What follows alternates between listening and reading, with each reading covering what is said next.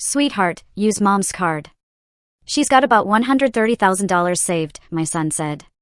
He handed my card to his wife without asking me. She went straight to the mall. She filled her cart with electronics, clothes, and imported perfume. The cashier scanned everything. The total came to $82,000. She swiped the card and stared at the screen. The machine flashed, "Sorry, card declined. Use Mom's card." The day I overheard my son, Edward, planning to hand over my life savings to his wife, Grace, was the day my heart shattered into a million pieces. It was a betrayal so deep, so casual, that it forced me to finally fight for myself. I was in the kitchen, flour dusting my hands as I prepped lunch, when Edward's voice echoed from the living room, "She's got like $130,000 saved up." Those words didn't just cut through the wall, they hit me in the chest like a closed fist. The floor felt like it was opening up beneath me. My own son. The child I'd carried for 9 months, raised alone after his father left us, was talking about my money, about my bank card, as if it were his own. As if that $130,000, 40 years of work, of ruined knees from scrubbing floors, of tired eyes from sewing until dawn, belonged to him. The rolling pin clattered onto the counter. I stood there, frozen, my heart hammering so hard I could hear it. Then, Grace's sweet, syrupy voice, the one I knew all too well from 15 years of watching her manipulate my son, chimed in, "Are you sure, sweetie? She won't get mad?" Edward's response was a fresh stab, "My mom won't say a thing. She lives here for free, eats our food, uses our utilities. It's the least she can do. Help us out a little. Besides, she's old now. What does she need all that money saved for? We have expenses. We have a life ahead of us." Each word twisted a knife in my back. I stared at the dough, tears stinging my eyes, but I swallowed them down. No more crying. I'd shed enough tears in this house over the last 20 years. 20 years. That's how long it had been since Edward convinced me to sell my own little house to help him with the down payment on this property. Free, he'd said. I was supposed to live here for free. But I cooked, I cleaned, I paid for utilities with my entire $500 monthly pension, not a single cent for myself. I heard Grace's footsteps, the jingle of her keys. She was heading to the mall, my card in her hand, the pin Edward had given her, access to every dollar I'd ever sweated for. "I'm off to the mall, Josephine. Need anything?" she chirped, her voice dripping with that fake kindness she reserved for Edward's presence.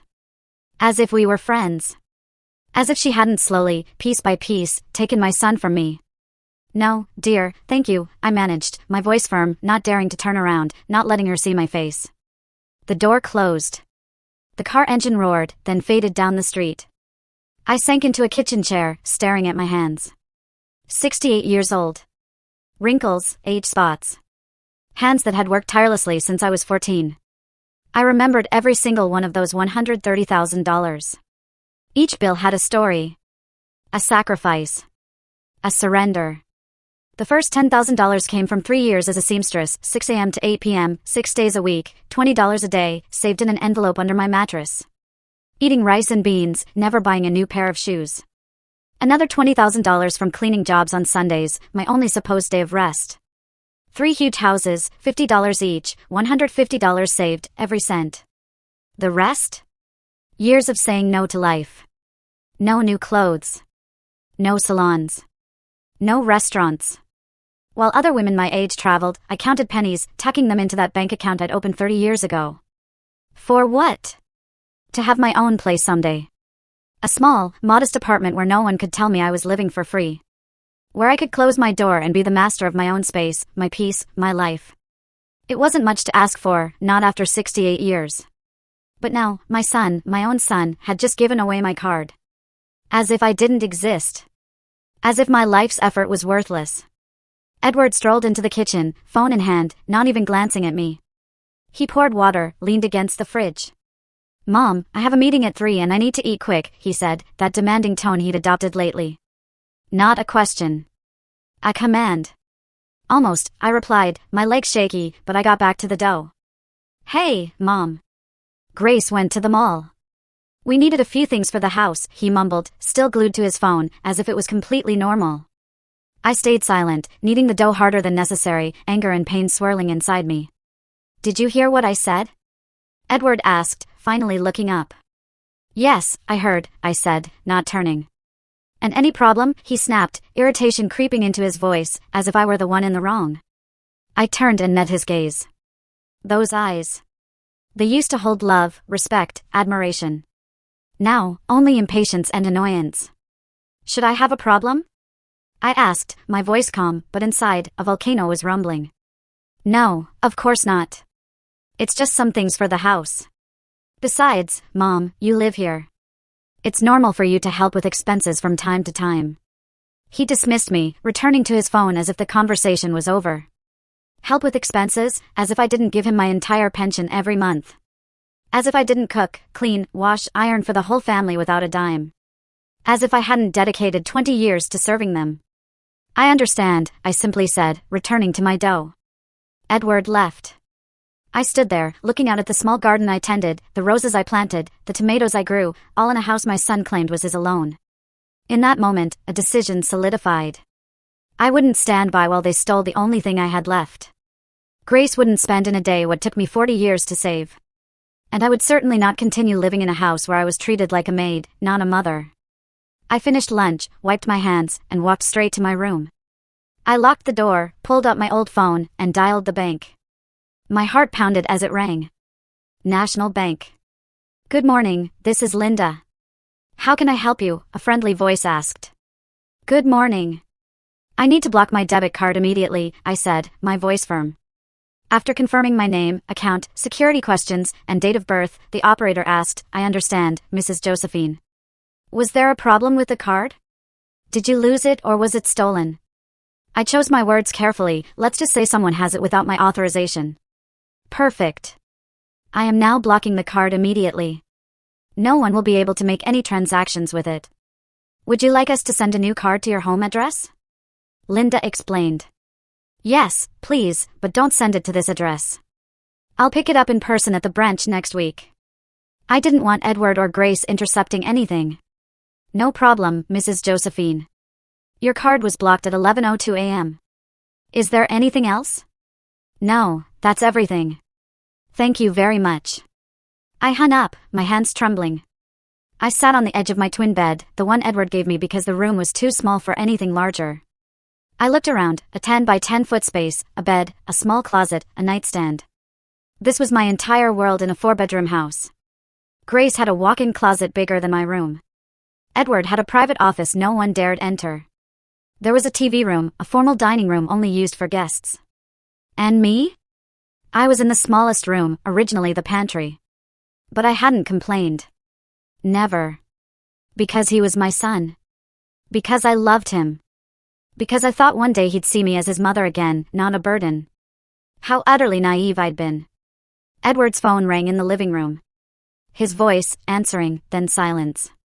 Then, louder, more agitated. What do you mean it's blocked? That's impossible. My mom never blocks anything. She doesn't even know how to use those bank things. His frustration was clear. I held my breath, listening. Grace. Wait, let me call my mom, he said. Seconds later, a knock on my door. Mom, are you in there? I need to talk to you urgently. Coming, I said, waiting a beat before opening, feigning busy. Edward stood there, phone in hand, that anxious look he got when things didn't go his way. Mom, Grace just called me from the mall. She says your card isn't working, that it's blocked. Did you block it? He asked, no beating around the bush. For the first time in 20 years, I wasn't afraid to tell the truth. Yes, I blocked it, I replied, calmly. What? Why would you do that? Grace is at the checkout with a cart full of things. She's being completely embarrassed. Edward's voice rose. I didn't give her permission to use my card. That money is mine, I said, maintaining my composure. Mom, don't start with that now. Grace was just going to buy a few things we need for the house. It's not a big deal. Call the bank and unblock the card right now, he ordered, that authoritarian tone now fully present. No, I said, simply. Edward fell silent, staring at me as if I'd grown a second head. It was probably the first time in 2 decades I'd said no to him. What do you mean no, Mom? You're not understanding. Grace is waiting at the mall with $82,000 worth of purchases. Do you have any idea how embarrassed she is right now? His face was red with anger. $82,000, I repeated slowly, the words burning my throat. Edward, she was going to spend $82,000 of my money without even asking me. It's for the house, Mom. A new TV, a living room set, appliances that we need to replace. It's not like it's just for her, he explained, as if that justified everything. I did not authorize those expenses. I saved that money working for 40 years. It's not family money. It's my money, I insisted, my voice firm, though I trembled inside. Mom, you live in this house. You use the electricity, the water, the gas, the internet. All of that costs money. Or do you think it's free? It's only fair that you contribute, he countered, arms crossed. I give you my entire pension every month. $500 that you never give back. I cook, I clean, I wash, I iron. Isn't that contributing? My voice broke, but I held my ground. $500 doesn't even cover your food expenses, Mom. You're being selfish. You have $130,000 saved up that you're not using for anything. What do you want it for? What are you going to do with it at your age? Those words. At your age. They hurt more than any physical blow. As if at 68, I no longer deserve dreams, plans, dignity. That money is to buy my own apartment and stop being a burden to you, I said. Edward's eyes widened in surprise. What are you talking about? Nobody said you're a burden, he stammered, but his voice lacked conviction. You just said it 5 minutes ago in the living room. You told Grace I lived here for free, that I ate her food, that I used her utilities, that I was old and didn't need that much money. His face went pale as the realization hit him. I had heard everything. A long, uncomfortable silence stretched between us. Edward opened his mouth, trying to find words, but nothing came out. Mom, I didn't mean it like that, he finally mumbled, not meeting my gaze. But you said it, and you thought it.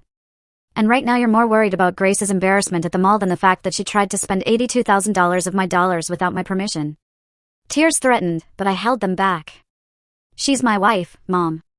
It's normal for me to defend her, Edward said. And I'm your mother. Isn't it normal for you to defend me? I asked. The question hung in the air like a ghost. He fell silent again, looking at his phone, then me, then back at his phone. I saw the conflict. The battle between his conscience and his loyalty to Grace. Mom, please just unblock the card for today.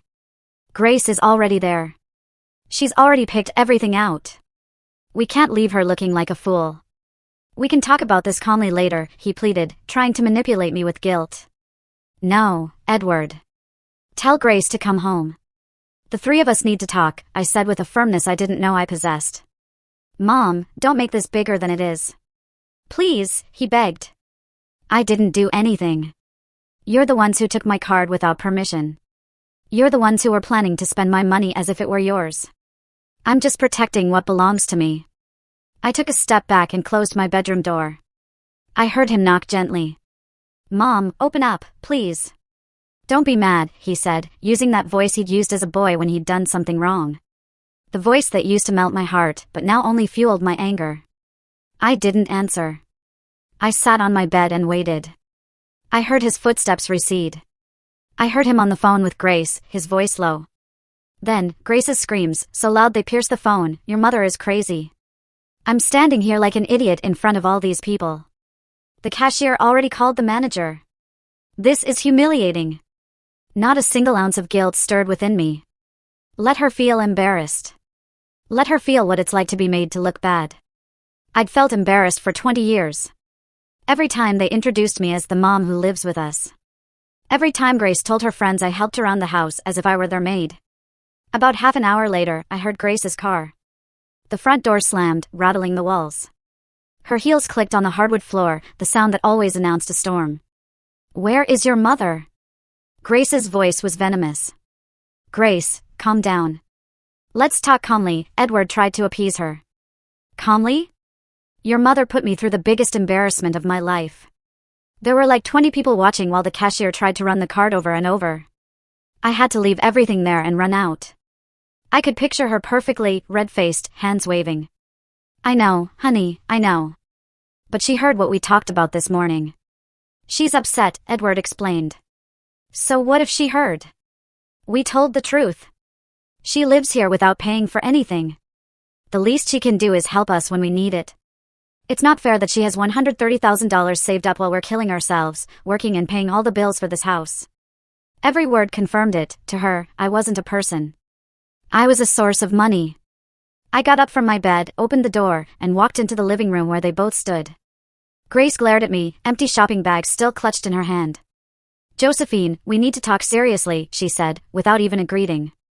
Yes, we need to talk, I replied calmly, and sat in the armchair, the only spot they allowed me. The large sofa was Grace's exclusive territory. Why did you block your card? Why did you embarrass me like that? Grace attacked immediately.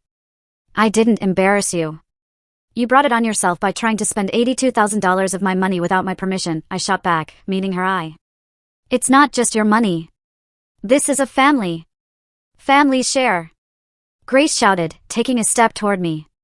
I am not your family, Grace. I am Edward's mother, and my money is mine. I earned it. I saved it, and I decide what to do with it. I kept my tone even, though.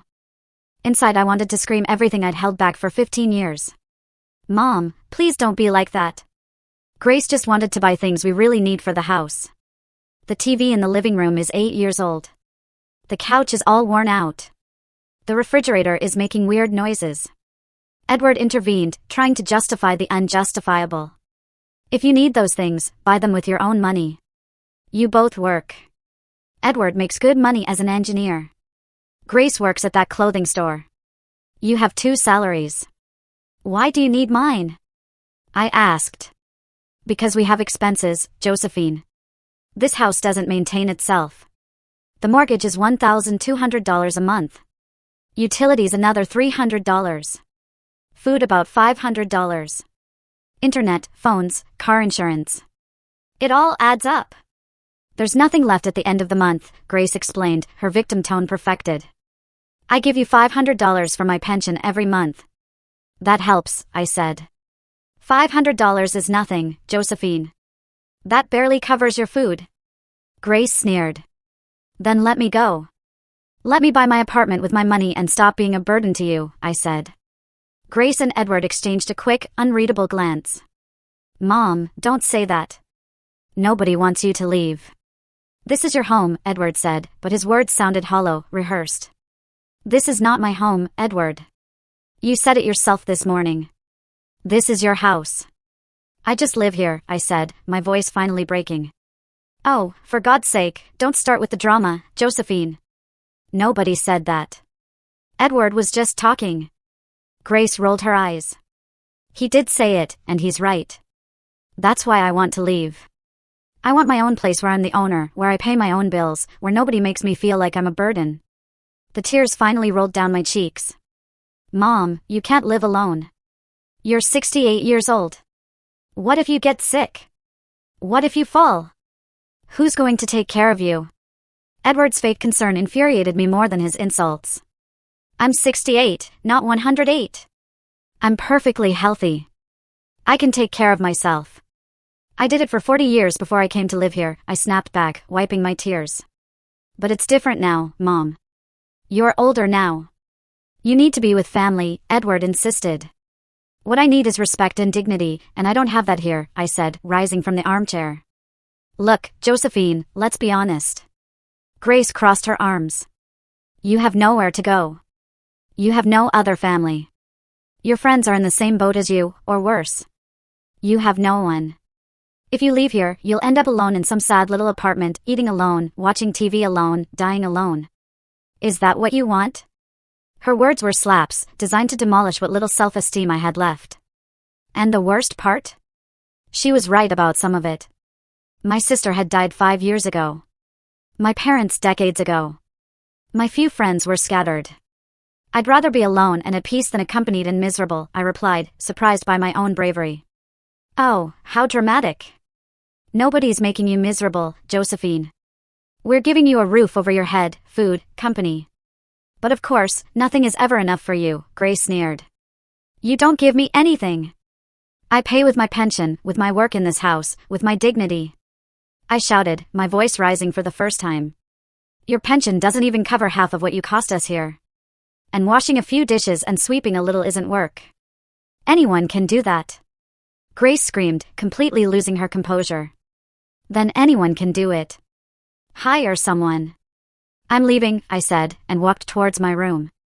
You're not going anywhere, Mom. Stop being ridiculous. Edward yelled after me. I locked myself in my room. I heard them argue outside, Grace blaming Edward for being weak with me, Edward trying to calm her. Both talking about me as if I were a problem to be solved, not a person. I sat on my bed for hours as the house slowly quieted. Grace had slammed her door. Edward knocked twice more, but I didn't answer. I had nothing left to say. When night fell, and the house was utterly silent, I took out my old phone and dialed the only number I knew would comfort me, Linda, my lifelong friend, the only person who truly knew me. Josephine, what happened? It's almost 10 p.m. Linda's voice was worried. Then, I broke down. I told her everything, the overheard conversation, the fight with Grace, the $82,000, the cruel words about my age and loneliness. Linda listened without interruption, letting me cry and vent like I hadn't in years. Josephine, listen to me carefully, Linda said when I finally ran out of words. Tomorrow morning, you're coming to my house. You can stay with me as long as you need while you look for your apartment. You can't stay there anymore. That house is killing your soul. Linda, I can't impose on you like that. You live in a small apartment. There's no space, I sobbed. I have a sofa bed in the living room that's more comfortable than being in that house where they don't value you. Tomorrow, Josephine. Tomorrow you pack what you need and you come here. It's not a suggestion, it's an order, Linda said with that firmness she always had when I needed a push. I barely slept that night. I stared at the ceiling, remembering how I'd ended up there 20 years ago. Edward had just married Grace. They wanted a bigger house but couldn't afford the down payment. I'd sold my small apartment, the 2-bedroom I'd bought with such effort, and gave the money to Edward. $50,000. My entire life's work up to that point. It's a loan, Mom. I'll pay you back in 2 years when I get a raise. Edward's eyes had shone with excitement. But 2 years passed, then 5, then 10. The loan was never mentioned again. When I brought it up, Edward would get annoyed, saying he gave me a roof and food, that it was worth more than $50,000. Now, I understood. I had been a fool. I had trusted my son blindly, and he had abused that trust. Worse, I had allowed it for 2 decades because I was afraid of being alone. Afraid Edward would reject me. Afraid of losing the only direct family I had left. But the fear of loneliness couldn't be stronger than my dignity. I couldn't keep living like this. Friday morning, I woke earlier than usual. I made breakfast as always, left everything ready. But this time, I didn't stay to serve them. I showered, dressed in my best clothes, and began packing. 2 old suitcases from the back of the closet. Not much, modest clothes, a few shoes, photographs, important documents, and a small wooden box with my few pieces of jewelry, my mother's wedding ring, silver earrings for my sister, a thin chain from my first paycheck. It all fit. I heard Edward and Grace wake, their voices in the dining room, eating the breakfast I'd made. Neither knocked on my door. Neither asked if I'd slept well. It was as if I didn't exist unless they needed something. I waited for them to leave. Edward first, at 8:30. Grace at 9. When her car's engine faded, I wheeled my suitcases out. I walked through the house one last time, every corner I'd cleaned thousands of times. The kitchen, where I'd cooked countless meals for a family that barely said thank you. The living room, where I never truly sat comfortably because it was Grace's space. The dining room, where I always sat in the least comfortable chair. I left the house keys on the dining room table. Beside them, the note I'd written during the night, Edward, I'm leaving. I can't keep living in a house where my only value is my money. Thank you for these 20 years, but I need to get my dignity back. Don't look for me. When I have my new apartment, I'll send you the address. I love you, but I love myself more. Mom, I called a cab. Mr. Ernest, the next-door neighbor, was watering his garden. Good morning, Josephine. Going on a trip, he asked kindly. Something like that, Mr. Ernest. Something like that, I replied, a smile not quite reaching my eyes. The cab arrived. The young driver helped with my suitcases. Where to, ma'am? I gave him Linda's address. The whole way, I watched the streets of my lifelong city roll by.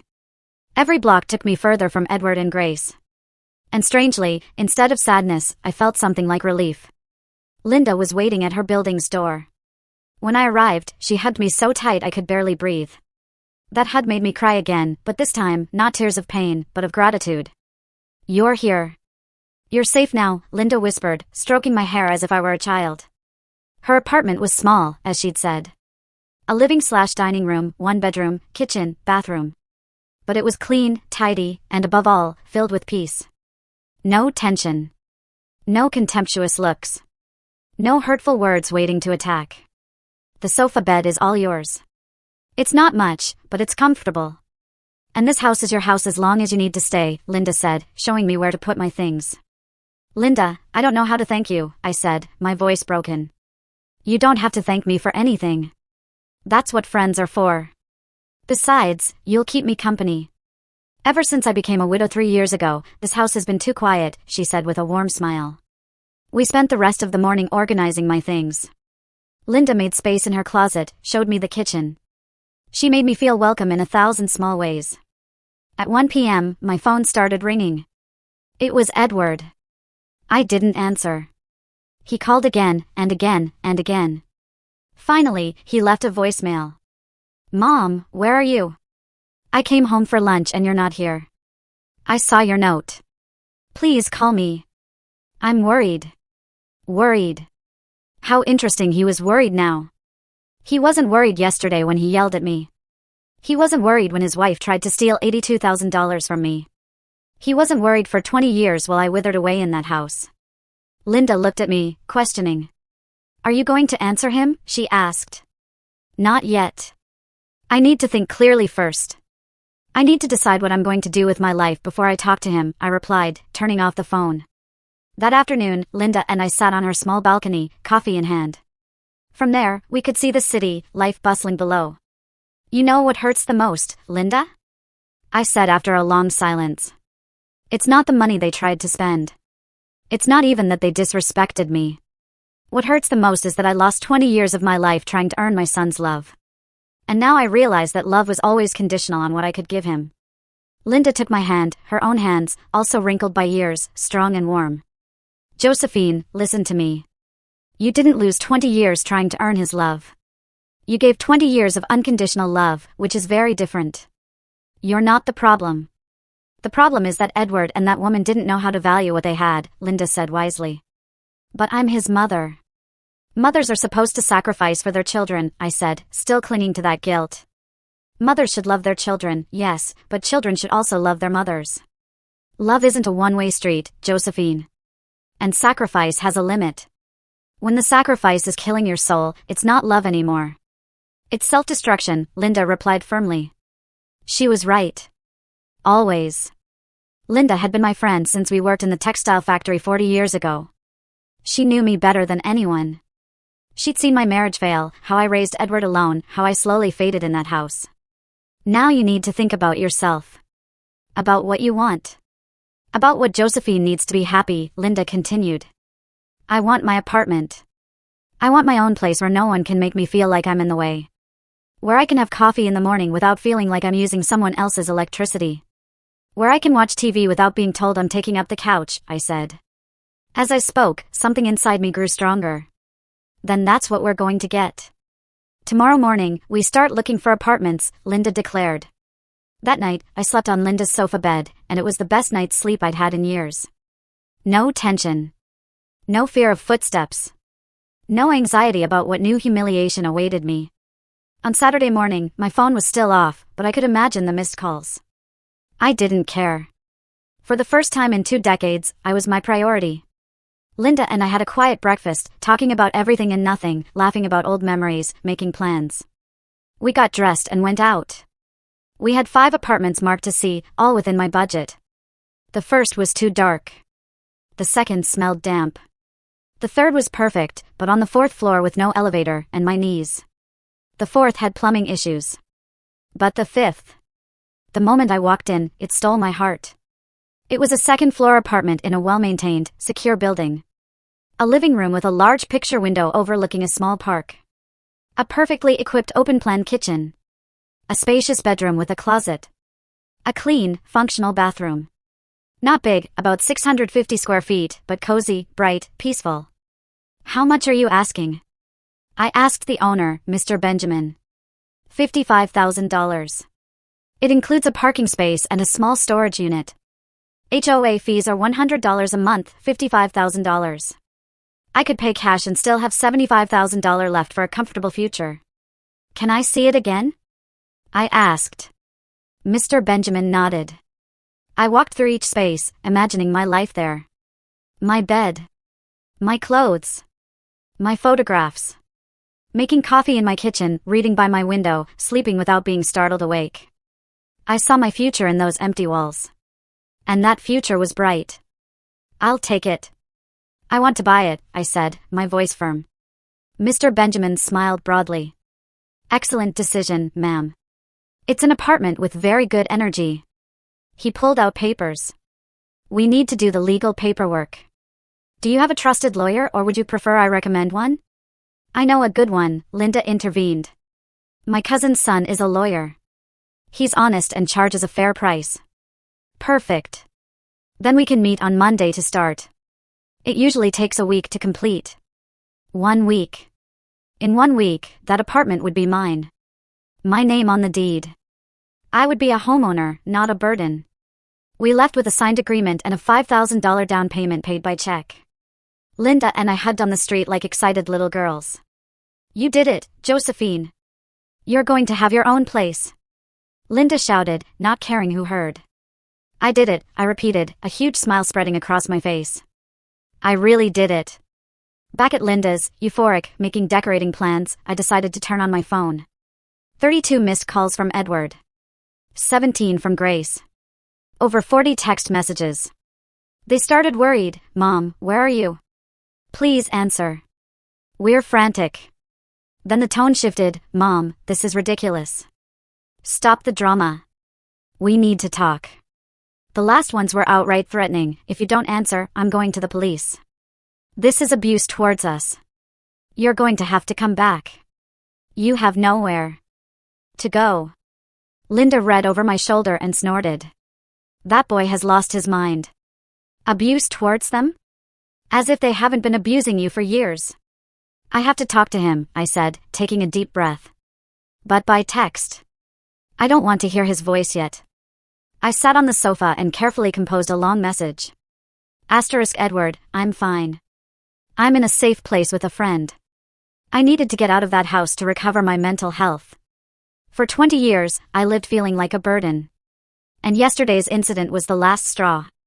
I bought my own apartment. I'm moving in a week. This isn't a punishment for you. It's a decision of self-love for me. When I'm settled, I'll give you my address and we can talk calmly. I love you, but I have to do this.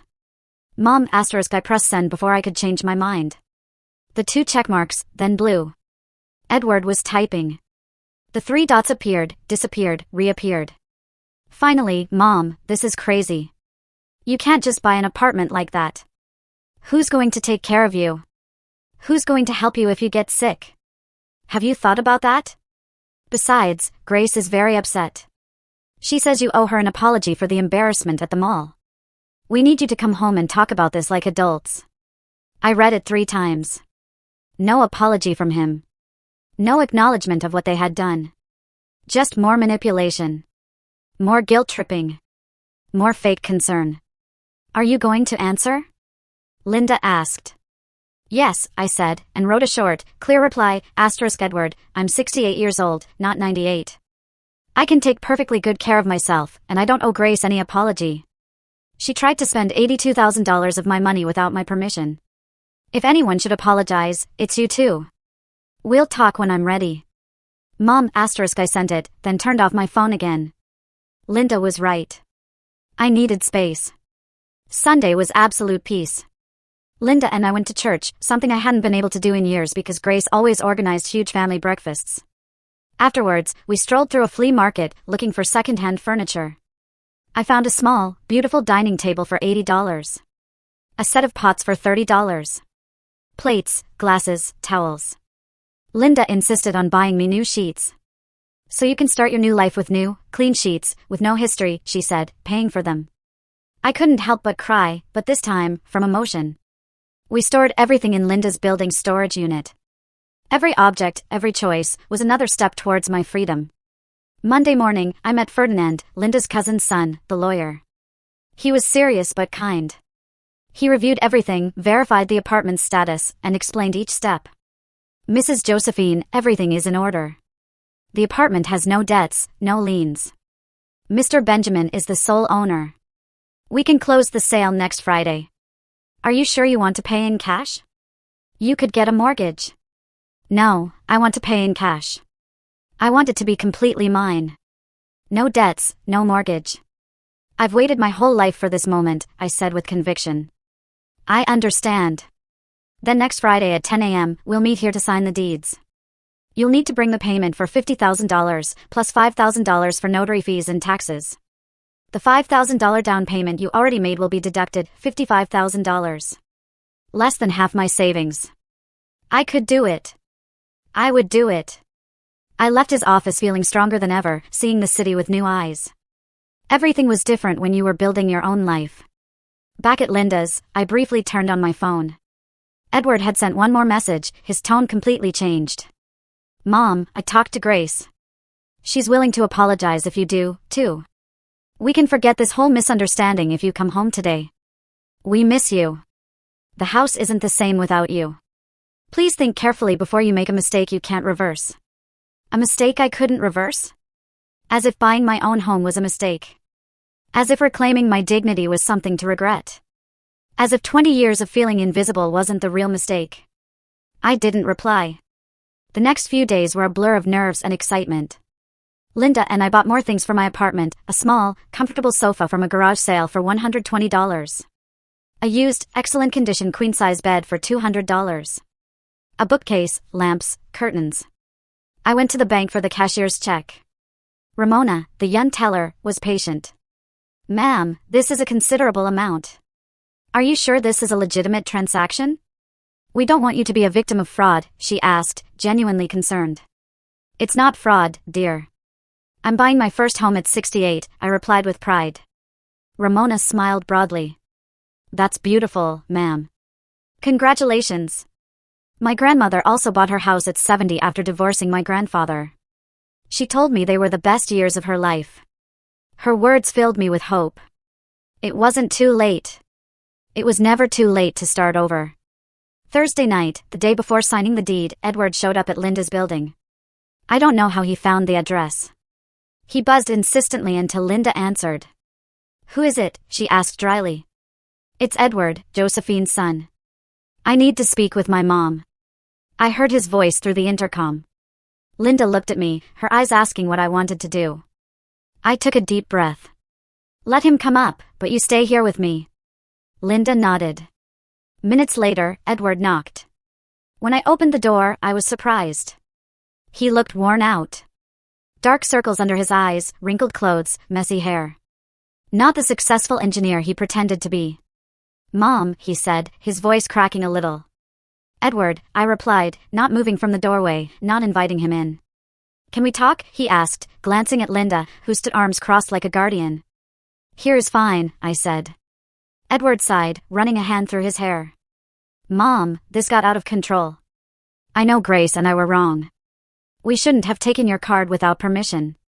But you didn't have to leave like that without warning, leaving us worried. He began with that tone he used when he wanted to seem reasonable, but was really just manipulating. Edward, I left you a note explaining exactly why I was leaving. It wasn't impulsive. It was necessary, I said, staying calm. But Mom, we're family. Families forgive each other.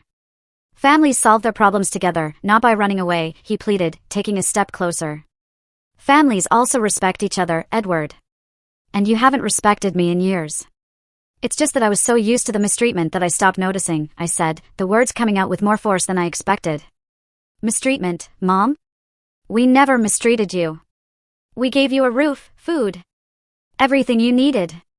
Edward protested, raising his voice. You gave me a room the size of a pantry. You made me feel like every bite of food I ate was a favor. You treated me like a maid, not a mother. And when I saved money from 40 years of work, you tried to steal it. Each word was like releasing a weight I'd carried for too long. We weren't going to steal anything. It was just going to be some things for the house where you also live. It's not stealing, Mom. It's sharing as a family. Edward shouted, losing his composure. $82,000 isn't sharing, Edward. It's stealing. And I never authorized that expense, I replied, without raising my voice, which seemed to frustrate him more. Fine. Okay, I admit it was a lot. Grace got excited seeing all those things on sale, but we can fix this.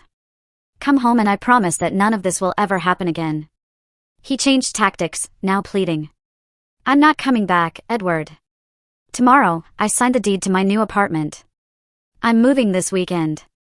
I've already made my decision. I saw his face go from pleading to shock. You already bought an apartment without consulting me? Mom, that's crazy. What if you got scammed?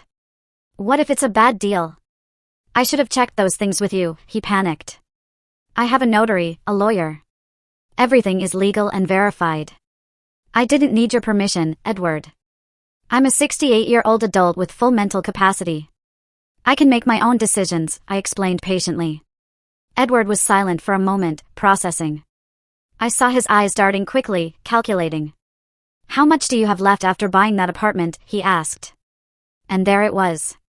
The real reason for his visit. He wasn't here for me. He was here for my money. That's none of your business, Edward, I replied firmly.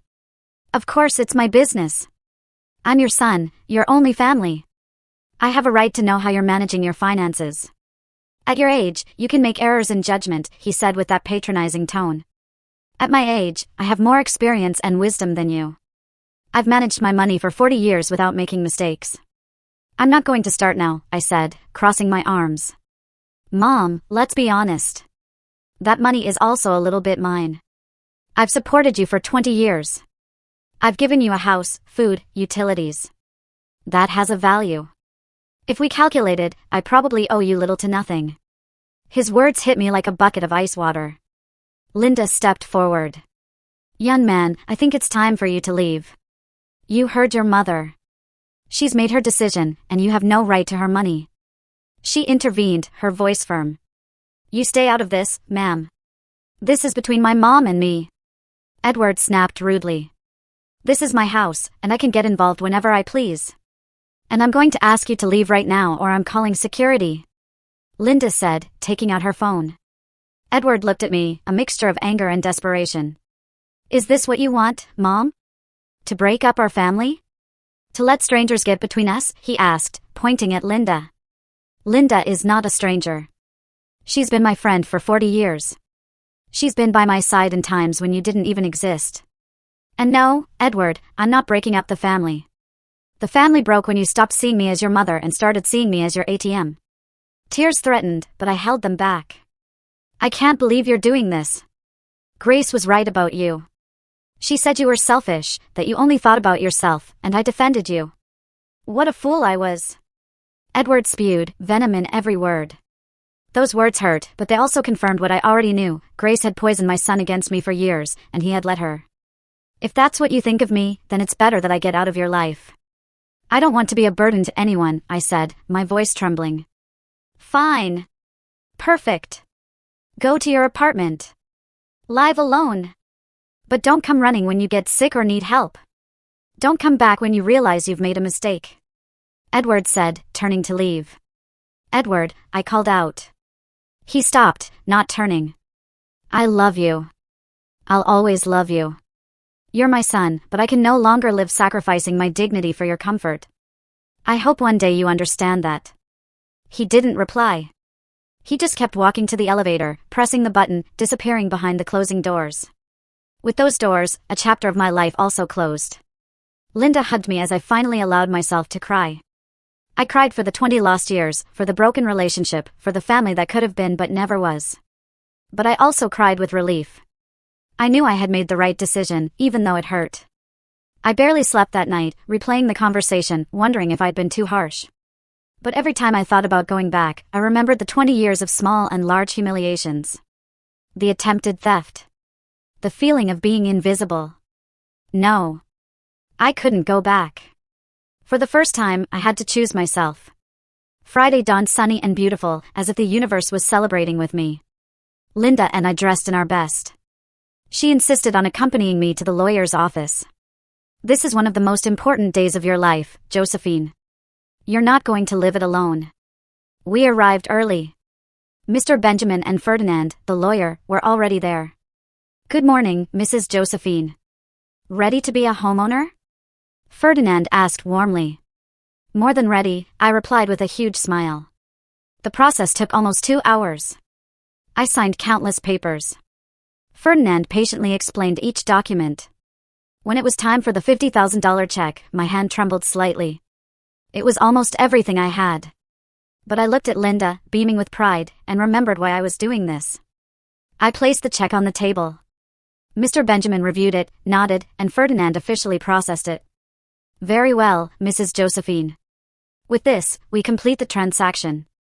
This apartment is now legally yours. Here are the deeds with your name, the keys, and the building documents. Congratulations on your new home. He handed me a thick envelope and a keychain with 3 keys. I held the keys. They were the most valuable treasure in the world. Freedom. Dignity. Independence. The end of a dark chapter, the beginning of something new. Thank you, Ferdinand. Thank you, Mr. Benjamin. You don't know what this means to me, I said, my voice breaking. Believe me, I do, Mrs. Josephine. I've seen many transactions, but few with as much emotional weight as this one. I hope you'll be very happy. We left the office, and Linda practically screamed with excitement on the street. You did it! You own your own home. At 68, you've taken your life back. She hugged me, and we spun on the sidewalk like 2 crazy little girls. People passing by looked curiously. Some smiled. An elderly woman stopped. What are you celebrating? I just bought my first apartment. I told her with pride. Oh, how wonderful. Congratulations, dear. It's never too late to fulfill your dreams, she said, before moving on. Linda and I went straight to the apartment. I wanted to see it again, now that it was officially mine. I opened the door, key trembling, turned it, pushed. The apartment was exactly as I remembered. Empty, smelling clean, filled with light. But now it looked different. Now it was my space. My home. I walked slowly through every corner, touching the walls, imagining where each piece of furniture would go. The table by the window, for coffee. The sofa, in front of the TV, where I'd rest without fear. The bed, in my room, where I'd sleep in peace. It's perfect, Josephine. It's absolutely perfect, Linda said, tears in her eyes. Yes, it is, I replied, crying too, but this time from pure happiness. We spent the rest of the day cleaning. Linda brought supplies. We worked together, like in the old days, cleaning other people's houses. Saturday morning, Linda organized a small army. Her niece, Antonia, a strong 30-year-old who worked for a moving company, arrived with a truck and 2 friends. It was beautiful to see my empty apartment fill with life. The dining table fit perfectly by the window. The sofa, exactly in the living room. The bed, majestic in my room with the new sheets Linda had given me.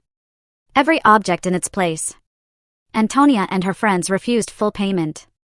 Mrs. Josephine, any friend of my Aunt Linda is a friend of ours. Just pay us for the gas. I gave them $100 anyway. By noon, the apartment was set up. Not luxurious, but cozy and functional. Curtains, framed photos, plants on the balcony. Linda insisted on organizing the kitchen with me. Tomorrow, we'll go to the market and buy food to fill your refrigerator, she said. Linda, you've done so much. I don't know how I'll ever repay you. You're not going to repay me anything. Friends don't get paid. They support each other. Besides, you'd do the same for me. She was right. That night, my first night in my own apartment, Linda went home after triple-checking I'd be okay. I stood in the middle of my living room, looking around, still unable to believe it was all mine. I made myself tea, in my teapot, my cup, with my water. I sat in my armchair by my window and looked out. The park was lit. People walked dogs, enjoyed the cool night. For the first time in 20 years, no anxiety. No tension. No fear of footsteps. Only peace, silence, freedom. I cried again. But these tears were different. Not pain or anger. Relief, gratitude, hope. I had managed to get out. I had managed to save myself. Sunday was the most peaceful day I'd had in years. I woke without an alarm, letting my body rest. 9 a.m. The ceiling of my own room in my own house. I got up slowly, made coffee. The aroma filled the apartment, making me smile. I took my cup to the window, sat for an hour, just looking, thinking, feeling. Linda arrived at noon with a huge pot of chicken soup. So you'll have food for the whole week. And fresh bread. We lunched at my new table, chatting about everything and nothing. Have you heard anything from Edward? Linda asked cautiously as we washed dishes. No, and I don't expect to. He made it clear he thought I was selfish. He probably needs time. Or maybe he'll never understand. Either way, I can't do anything about it now, I replied. Does it hurt? Linda asked. A lot. He's my son. It will always hurt. But the pain of losing him is less than the pain of losing myself, I said honestly. Linda nodded, understanding. The following days were about adapting. Learning the building's routines, meeting neighbors, discovering shops. A market 2 blocks away. A bakery 3 blocks away. A pharmacy on the corner, run by a kind lady named Grace, ironically, a completely different Grace. I created a simple, satisfying routine. Wake early, coffee, breakfast by the park. Chores at my own pace. Afternoons reading or watching TV shows of my choosing. Evenings, cooking small meals for myself. A week after moving, a message from Edward. I hadn't blocked him. Part of me still hoped. Mom, Grace and I went to the house you left. We need to know if you're coming back to pick anything up or if we can dispose of the things left in your room. Dispose, what a cold word. As if 20 years of my life could just be disposed of. I replied, Edward, you can donate or throw away whatever is left. I've already taken everything that was important to me. The old clothes and junk that are left, I don't need. No reply after that. 2 weeks later, at the market, I saw Grace. She saw me too. For a moment, we just stared. I expected her to approach, say something hurtful, cause a scene. But she just turned and walked away. Relief, not pain. It meant I had truly closed that chapter. A month after moving, Linda organized a small dinner party at my apartment. Her niece Antonia, her cousin Sarah, 2 other friends. 6 women, different ages, sharing food, laughter, stories. Antonia told us about her moving job. Sarah shared recipes. Linda's friends talked about dream trips. And you, Josephine, what dreams do you have now that you have your own house? Antonia asked with genuine curiosity. The question surprised me. I'd been so focused on surviving, escaping, settling. I don't know, I answered honestly. I think my dream was this, to have my own place. But now that I have it, I guess I can start dreaming about other things. Well, you have to dream big, Josephine. You're still young. 68 is nothing. My mom is 82 and she just learned to swim. Sarah said enthusiastically. That night, after everyone left, I thought about that question. What did I want? I had my apartment. $75,000 in the bank. My health. Time. What would I do with all of that? The answer came a week later, unexpectedly. I was in the park, enjoying the sun, when an elderly woman sat beside me. She must have been 80, but moved with energy and joy. Beautiful day, isn't it? She smiled. Beautiful, I replied. Do you live around here? She asked. Yes, I just moved in a month ago, in that building, 2nd floor. Oh, that's nice. I live on the other side of the park. I come here every day to walk. The doctors say it's good for the heart, but I come because I like to see the people, see the children play. Watch life go by, she said philosophically. We talked for an hour. Her name was Antonia. Widowed 10 years. 5 children, all grown and gone. She'd learned to live alone, and it was the happiest time of her life. When I was married, I always had to think about him first. What did he want to eat? What did he do? How did he feel? When my children were young, everything was for them. Never time for me. But now? Now I can do what I want, when I want, how I want, and it's liberating. Her eyes shone. Her words resonated deeply. It was exactly what I was beginning to discover. The following months were pure rediscovery. I enrolled in a knitting class at the community center, something I'd always wanted. I met wonderful women, all rediscovering themselves beyond being mothers, wives, caregivers. I started walking in the park every morning, 30 minutes, my sacred time. Listening to birds, feeling the fresh air, watching the city wake up. It was meditative. Healing. Linda and I had lunch every Wednesday, alternating apartments. Those lunches became the highlight of my week. We cooked, experimented, laughed. 3 months after moving, another message from Edward. This time, it was different. Mom, I know we haven't spoken in months. I know things ended badly. I've been thinking a lot about everything that happened. Grace and I are having problems. She wants things I can't give her. She's always dissatisfied. Always wants more. And I realized something. She treated you that way, too. As if what you gave was never enough. I think I understand now why you left. I don't expect you to forgive me, but I wanted you to know that I understand. I read it several times. Part of me wanted to reply immediately, run and hug him, rebuild everything. But another part, the one that had learned to protect myself, urged caution. I showed the message to Linda. What are you going to do? She asked. I'm going to reply, but with clear boundaries. He's my son, and I love him, but I can no longer be the mother who sacrifices everything for him. If he wants a relationship with me, it has to be on my terms, I said with a surprising firmness. I wrote a careful reply, Edward, I appreciate your message and your honesty. Understanding what happened is the first step. If you want to rebuild our relationship, you are welcome, but it has to be different. I am no longer the mom who lets herself be manipulated or mistreated. I have my own life now, my own space, my own boundaries. If you can respect that, we can start over. I love you, but I love myself more now. Mom, his reply came the next day, I understand, Mom. Could I visit you someday just to see how you are? What's your new apartment like without Grace? Just me.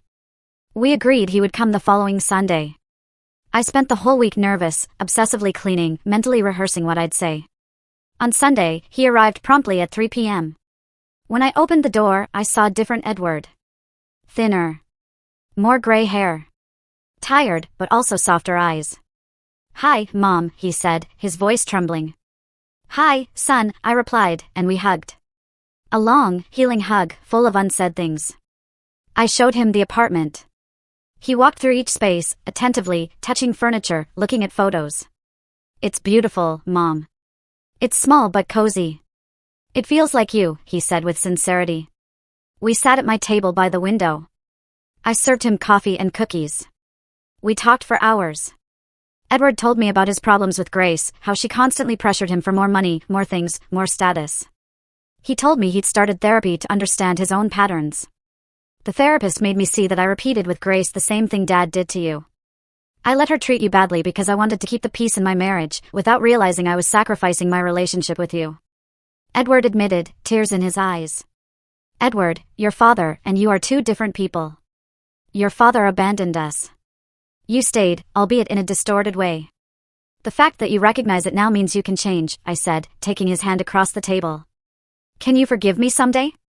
Edward asked, looking at me directly. I've already forgiven you, son. Forgiveness isn't for you. It's for me, to free myself from resentment. But forgiveness doesn't mean forgetting or going back to how we were. It means moving forward with healthier boundaries, I explained calmly. Edward nodded, understanding. Does Grace know you're here? I asked. Yes, she didn't like it, but I no longer give her the power to decide over my relationships. That's another change I'm making, Edward replied with determination. Our relationship, after that day, was a slow but genuine reconstruction. Edward started visiting every 2 weeks, always alone, always respectful of my space and time. He asked about my life, my activities, my friends. He listened. 6 months later, Edward and Grace divorced. I wasn't surprised. Some relationships built on toxic foundations eventually collapse. Edward moved into a small apartment, similar to mine, and began his own journey of self-discovery. Today, a year after moving into my apartment, I'm sitting in my armchair by the window, watching the sunset over the park. I have $75,000 in the bank, untouched. My apartment is fully paid off. My $500 monthly pension covers my basic expenses. I live modestly, but with dignity. Edward visits every 2 weeks. Our relationship isn't perfect, and it probably never will be, but it's honest. He's learning to be a better son, and I'm learning to be a mother with healthy boundaries. Linda is still my rock, my best friend, my chosen family. The women from my knitting class have become my social circle. I have plans to take a small trip next year, something I never allowed myself. My life is not extraordinary. I don't have luxuries or spectacular adventures, but I have something I didn't have for 20 years, peace. I have my own space where no one makes me feel like I'm in the way. I have my own money that no one tries to steal. I have my own life that no one controls. Sometimes I look back and wonder what would have happened if I'd had the courage to leave sooner. But then I remember that every experience, even the painful ones, brought me here, to this moment, to this peace. I'm 69 now. I don't know how many years I have left, but I know that every day I live in this apartment, in my own space, with my own dignity intact, is a day well lived. It's a day lived for me. And that, after a lifetime of living for others, is more valuable than any amount of money in the bank.